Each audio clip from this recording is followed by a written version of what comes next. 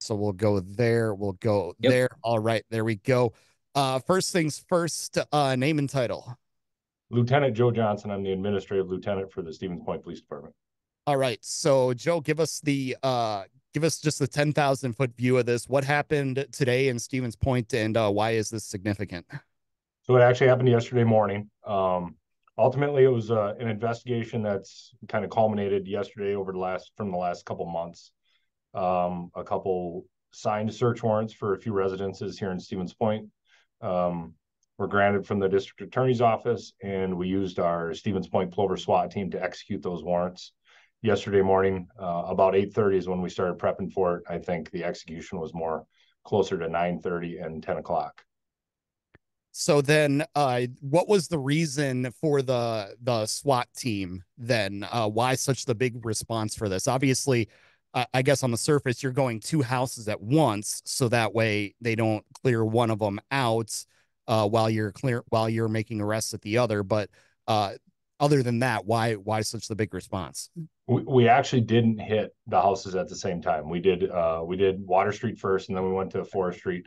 We weren't concerned necessarily with Forest Street finding out. There was a connection, but we didn't think we would be at risk of that of us getting tipped off, and we weren't. So the reason for the SWAT team, obviously, the amount of people. For one, we expected there to be about 5 adults at Water Street and then 7+ adults on Forest. And most, if not all, of those people had some type of criminal history, meaning they've either been arrested or on probation or actively engaged in illegal activity.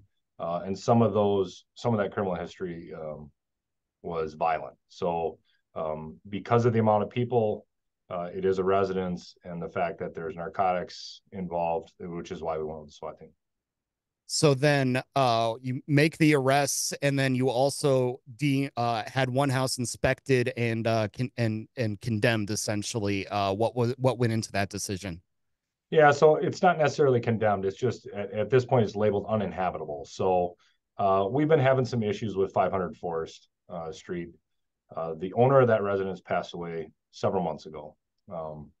Even prior to him passing, the residence was a problem residence. We were having multiple tips about narcotics coming and going, people involved in that type of activity living there or staying there temporarily. So we were there a lot. Law enforcement was there a lot. But since the owner passed away, it had gotten much worse. It had become a flop house. A lot of our unhoused individuals were staying there and trying to maintain the residence, even though they didn't necessarily have the legal authority to do so.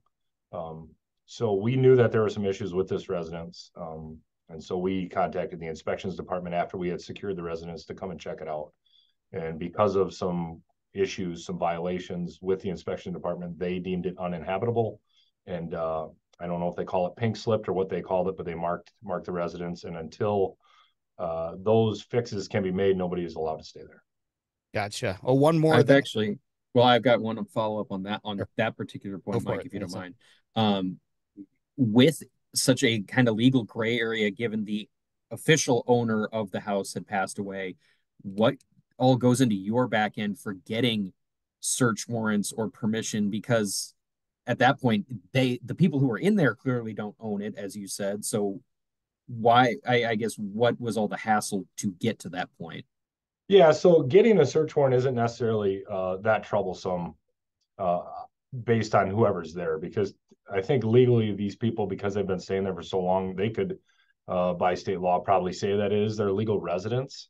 So we still serve the search warrant to the people in the residence, as well as I think the new legal owner, which we don't need to get into names or specifics, but it's a family member associated, obviously. And we have been in touch with that family member trying to get things corrected. I think that person is dealing with some hangups on their end legally, trying to get things figured out. But it's definitely not that we're not trying to help the neighborhood out here a little bit, because rightfully so, they're getting a little fed up with it. Yeah, absolutely. And that was actually going to be part of my next question here before I'm out, and Mason, you can take over the you credited tips from the community. You said obviously this is a case that you've been building for a few months. So the see something, say something factor was obviously huge here in getting this significant amount of drugs off the street. Yeah, and I think, here in Stevens Point, we try to push that a lot, or I should say Portage County, and I'm sure other communities do as well, through our Crime Stoppers program. We try to encourage anybody, if they see something, to submit a tip. You can remain anonymous, you can get paid out potentially, if the tip is worthwhile, or you just want to help make a difference in your community. And this is a case where specifically the Water Street address, we had gotten some tips on over the last few months about people there and what they've been engaged in. So that allowed us an opportunity to use that information to our advantage and start an investigation and ultimately get to the point where we were able to get a signed search warrant for it. The other residence, Forest Street, has been a place that we've known of for a long time. Obviously, we've dealt with that place on several occasions, which I think I already said. So it wasn't necessarily that we needed tips for that. However, we had several neighbor complaints about things that are going on, and our law enforcement officers, our patrol guys, are there almost weekly anyways. So, but yeah, the getting information from our public has always been huge, and we rely on them a lot. I'm going to jump in really quick. Joe, my next question regards the amount of drugs of meth that was specifically recovered, and given the suspects, everybody, the number of suspects, I should say, that was arrested, was there any concern that this was, I don't know if I want to qualify it as personal use, because when you're trying to split it among 7 people, but was this some kind of selling operation or suspected selling operation? Or was this mostly just this amount of drugs stays here and whoever comes and goes kind of just pulls out of the pot, for lack of a better term? Yeah, without getting into too many specifics, we suspected that this was an operation where they were trying to sell the narcotics, whether it was within our community or neighboring communities. We had information that led us to believe that it was definitely an operation where they were trying to get rid of it and make a profit off of it. So was there personal use? Yes, we believe so. However, with that large amount of meth, you definitely, for one person, they can't use that much. So that they were definitely selling it. And based on the evidence that we collected, led us to believe so as well. Department's reaction to getting that much, not only that much off the street, but finally being able to close the door on something that's been this repeated, long-standing issue in the community. Yeah, I think, for the department, I think there was a little bit of a level of surprise. We get information that says a certain individual has a certain amount of narcotics or whatever it may be. And, usually we get some, but we don't ever get that amount. So to get this large of an amount, I don't think we don't see that in this area a whole lot. Here in Stevens Point specifically, I don't know if we've ever seen that much meth. And nor do I hope we ever see that much again. However, what was the second part of the question there that you asked about? Yeah, remind me. Basically, was there any kind of sense of relief about being able to close the door on something, no pun intended, on an issue that's been plaguing the department for a while? Yeah, so I think that might be a little preemptive on our side of things. Are we excited that we're able to try to clean up the streets and make our community a little bit safer? Absolutely, because that is our job.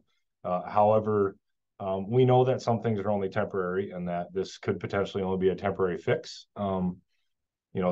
Sometimes our hands are tied based on some of the laws that allow people to live in certain places with permission. So I think there's ways around it necessarily, and I think if some of these people work with the inspections department, I don't want to say that they may be able to allow back in there, but we're definitely not thinking that nobody's ever going to be in that house again. We're hopeful that maybe we can work with the new owner and get things figured out and clean that area of the neighborhood up a little bit. But, we're just taking it one day at a time right now and seeing how we can help. And then just can you confirm for us again how much was how many thousands of dollars worth was taken off the streets? Yeah, so if you break it down on a user value, at about a gram per user, gram can go anywhere from around $100 a gram. And so we had 616 grams. So you're somewhere in the neighborhood of $60,000 of street value, which is a significant amount for our area. Well, Mike, that's pretty much everything I had. That's pretty much everything I have as well. So I'll go ahead and stop on